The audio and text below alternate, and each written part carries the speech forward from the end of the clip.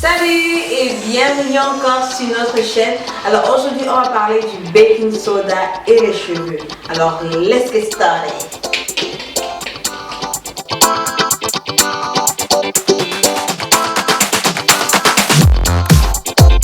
Premièrement, je vois beaucoup de vidéos des personnes qui parlent de baking soda. Je vois beaucoup de personnes me demandant sur le baking soda qui signifie le bicarbonate. Désolé de dire en anglais. C'est le bicarbonate. Alors, il y a beaucoup de personnes qui parlent du bicarbonate sur leurs vidéos sur YouTube ou bien dans des blogs ou bien un peu partout.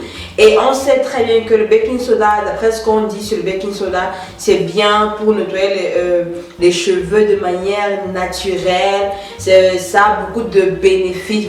Vous pouvez vous-même faire vos propres recherches sur internet et vous allez voir que le baking soda c'est vraiment un produit qui est vraiment utilisé par tout type de personnes, que tu sois chinois, que tu sois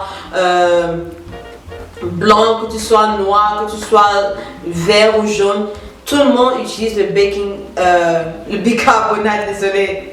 Bon, si je dis baking soda, ça veut dire bicarbonate, s'il vous plaît. si je me trompe. Donc, moi, je vais vous dire ce que je pense par rapport au bicarbonate. Déjà, ça dépend de votre type de cheveux. C'est pourquoi je dis il faut savoir votre type de cheveux parce que ça va beaucoup vous aider dans votre routine capillaire de tous les jours. Ça va vous aider sur quel produit utiliser, sur quel produit ne pas utiliser. Donc, c'est vraiment important. Le bicarbonate, en fait, il a un pH de 11 ou 12. Notre corps a un pH de, je crois, 7, si je ne me trompe pas. Le pH de l'eau, c'est 7. Le pH de nos cheveux, c'est 4,5 à 5,5. Ça, c'est le pH de nos cheveux. Donc, quand tu prends le bicarbonate et tu ajoutes sur tes cheveux, ce que le bicarbonate fait, peu importe ton type de cheveux, c'est que ça ouvre les cuticules de ton cheveu. Et comme on sait que il y a deux catégories de porosité du cheveu. Il y a ceux qui ont des porosités grandes, il y a celles qui ont des porosités faibles. Ceux qui ont une porosité grande, en fait, leur cuticule est déjà ouvert. Donc, imagine que tu mets le bicarbonate sur ton cheveu qui est déjà ouvert. Parce que quand tu utilises en fait le bicarbonate, ça ouvre ton cuir chevelu ou bien ton cuticule de cheveux comme je disais et ça permet à ce que les produits pénètrent facilement. Ça pénètre vraiment facilement et ça pénètre vraiment en fait. Donc, quelqu'un qui a une grande porosité et qui utilise le baking soda, son cuticule est déjà ouvert quand il y a un contact avec de l'eau. Donc, quand il ajoute encore le bicarbonate, son cuticule va encore plus s'ouvrir.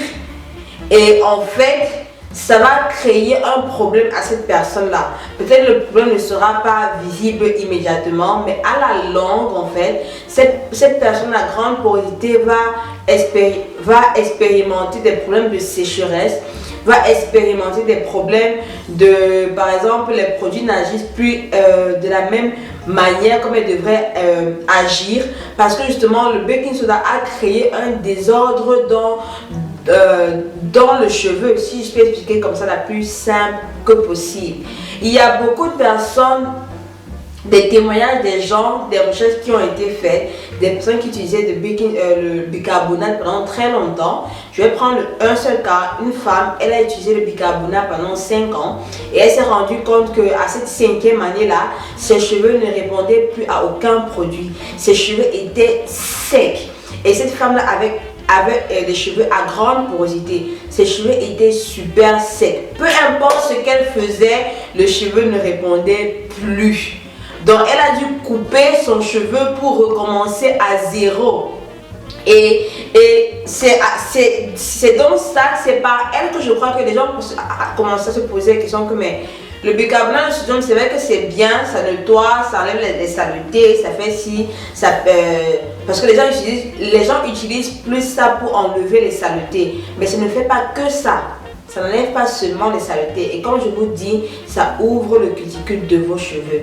Donc, quelqu'un qui a une grande porosité, méfie-toi. Quelqu'un qui a une faible porosité, nos cuticules sont sont naturellement fermés. Donc quand on utilise le bicarbonate de sodium, notre cuticule s'ouvre. Donc ce qui fait que les produits qu'on va mettre après vont être aspirés, vont être, comment on dit ça, ça va bien pénétrer. Je me rappelle la première fois que j'ai utilisé le bicarbonate de sodium, je ne vous dis pas. Quand j'ai utilisé ça, j'ai senti quelque chose sur mes cheveux. Je ne peux pas vous l'expliquer, mais j'ai senti. Et dès que j'ai mis mon après-shampoing, oh my god, le produit pénétrait dans mes cheveux à un niveau. Quand j'ai rincé mes cheveux étaient bien bouclés, mes cheveux étaient bien hydratés, mes cheveux étaient noirs. Genre, j'ai senti que mes cheveux ont aspiré tout le produit là avec toutes ses forces et tout son potentiel quoi.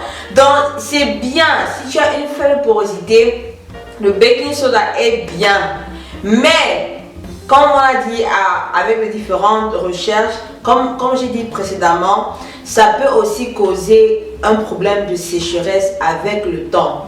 Avec le temps, ça peut causer un problème de sécheresse. Donc, pour conclure tout ça là, si tu as une grande porosité, vraiment, je ne te conseille pas d'utiliser le bicarbonate parce que tes cheveux sont déjà, ton cuticule est déjà ouvert.